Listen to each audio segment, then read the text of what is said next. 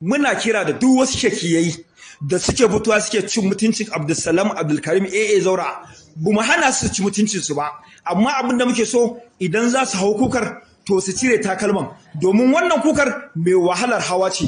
Abin da muke so mu gaya musu, Abdulsalam Abdulkarim AA Zaura ka zage shi ne a waje ka ci mutuncinsa, amma ka je ka ji uwarka tana cewa bawon Allah da yake taimaka mana yake taimakawa ƴaƴanmu an zalunce shi, ubangiji Allah ka masa mafita. Kaga shi da muka tabbatar da cewa Abdulsalam Abdulkarim AA Zaura irin abin da aka yi masa ashe bai dace din ba. Da wannan muke ƙara kiran da wayannan shakiyan yaran, wallahi al'azimu in dai Abdulsalam Abdulkarim AA Zaura ne zaka fito ka ce ka ci mutuncin sa, to muna nan kamar inda ka shirya mu ma mun shirya.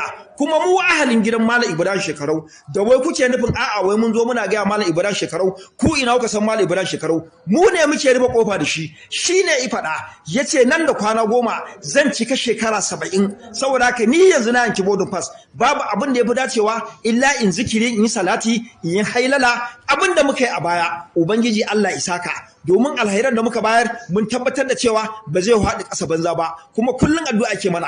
To wannan shine muka hango, muka ce a'a bai dace ku matsa a ce wai lalle sai ya karba abin nan ba. Amma yanzu irin maganganun da ake gayawa a Malam Ibrahim Shekarau wallahi kare ba zai ci ba. Yanzu kana ji fa wani cewa wanda tallan Malam Ibrahim Shekarau da gunkin Annabi Ibrahim wai duk ɗaya ne. Wannan abubuwan shine muke son mu gaya muku, irin wannan abubuwan idan Malam Ibrahim Shekarau iji wallahi al'azimu hankalinsa dole ya tashi. Shi yasa muke gaya muku wannan dole da aka yi masa, muka ce ba ƙaunarsa kuke yi ba. Kuma duk shakiyin da zai fito ya taɓa mutuncin Abdulsalam Abdulkarim AA Zaura, ije ya shiga cikin gida, iji inda uwarsa take yaban Abdulsalam Abdulkarim AA Zauran, take cewa wannan zalunci da ake masa Allah zai kawo masa mafita. Kuma da yardar Allah da yardar Annabi Muhammad Rasulullahi, irin addu'ar Abdulsalam Abdulkarim AA Zaura yake sha a cikin gari, da malamai da iyayen da aka taimaka musu wajen ƴaƴansu, da su kansu yaran da aka taimaka musu wajen tallafi na gudunmawar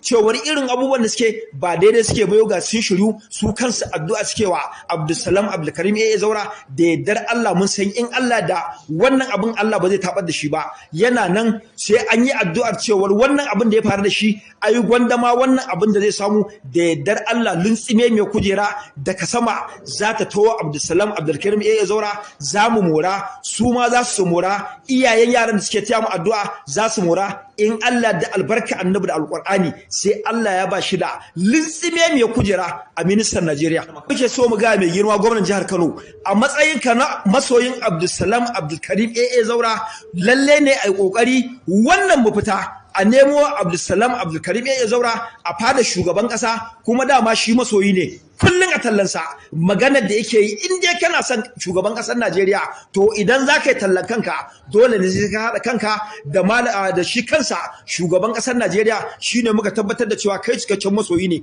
kuma kamar inda muka yi wa Abdulsalam Abdulkarim AA Zaura, zamewa a gwamnatin Abba Kabir Yusuf talla da yardar Allah zai ci zabensa, kuma za mu yi tallan Bola Ahmed Tinubu kamar inda ni yanzu na gani tun daga Kura har zuwa Zaria. Yanzu ga fitulu nan an lafta Alhaji, duk inda ka zaga Alhaji fitulu ne akan titi daga nan har Zaria.